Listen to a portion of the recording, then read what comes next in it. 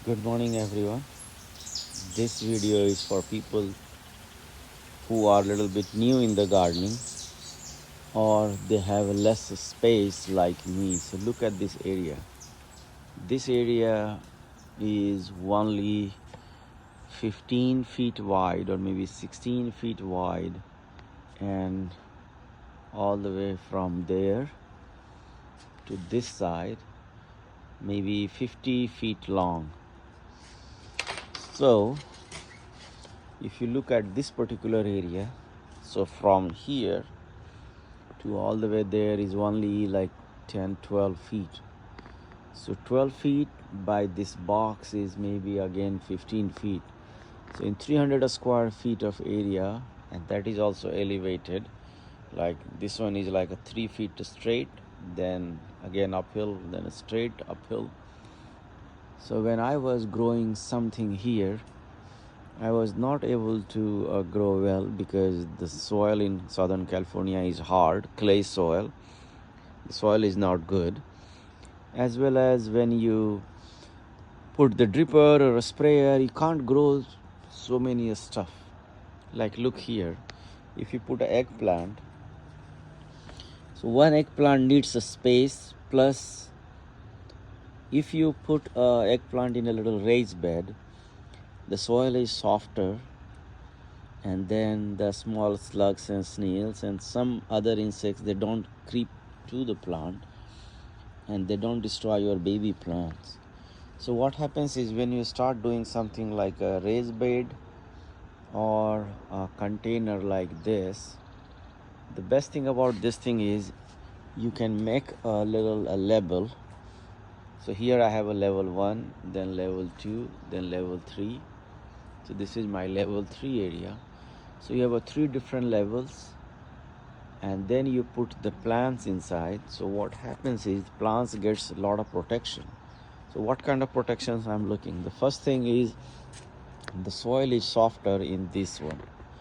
So soft soil makes the plants grow better, faster.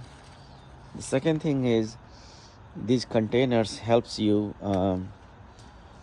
because of the containers, the small slugs, snails and other little insects doesn't come easily. Then the third thing comes some critters like, let's say, squirrels or rabbits. These ones, they can't see the baby plants because mostly they damage the baby plants as quickly as they see. So when the plants are already a little bit in a better shape, then the damage is much lesser. What does it mean is these critters or these insects, they don't allow your plants to take off. But once the plants becomes bigger, like vigorous like here, your plants has a better chance of survival. Then comes to, let's say if you put some fertilizers in these containers, they sustain longer. They don't wash out easily, they stays there, and all the fertilizer is available to the plants which is put in that container. If you put your fertilizer outside like this grass area and you have a container, and you have your soil and a plant, so plant, soil and fertilizer, the fertilizer is used by this grass, these weeds and others. But here you can see that there is hardly any weed. So there is not much weed in these, as because they are the raised beds and they are in the container, or they are in the container. Now look here, these plants are growing really nice, and they are growing really nice because their area is virtually raised. So what happens is they have a more space, uh, they have a better chance, they get a better use of fertilizer. The soft soil helps the roots. So these are the reasons. Plus you can grow more number of vegetable plants in this area than the regular ones because of the vertical conditioning.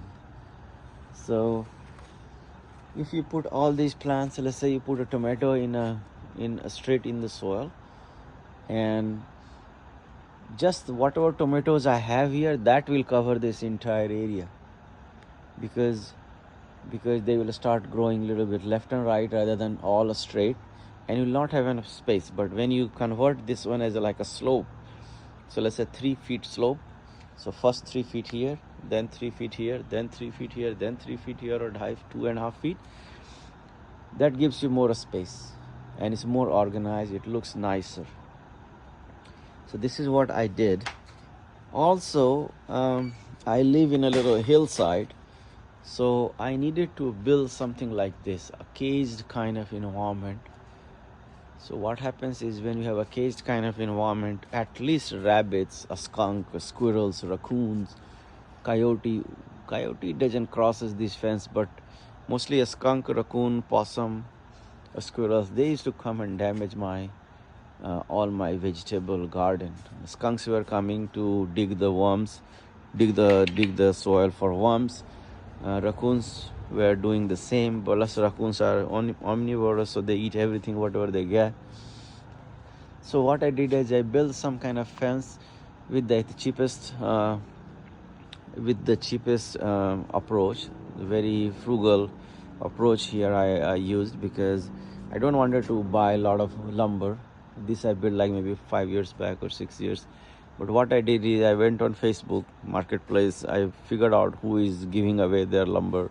I collected it over the time. I had a lot, so I started building something like this. Plus, I bought some of these 2x4s or 2x3s. And finally, what happens is it becomes like this. My idea was that I grow things in the summer, and when it comes to winter, I could have put some kind of like a tarp or something on this one, so that I can just cover the whole area and it becomes a greenhouse.